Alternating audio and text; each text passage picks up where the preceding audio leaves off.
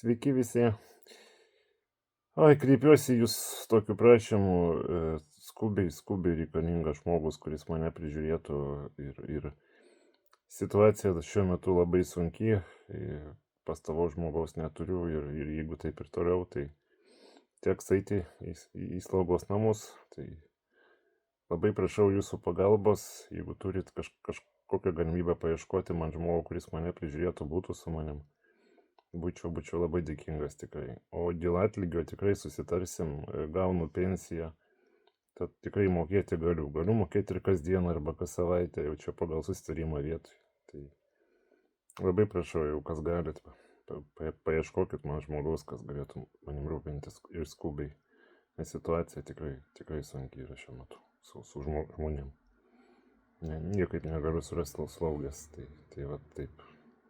Ačiū labai visiems už pagalbą, už kas kiek galėjo, tiek padėjo. Šiuo metu nelabai padedat, bet kiek galėjo, tiek. Ačiū Jums.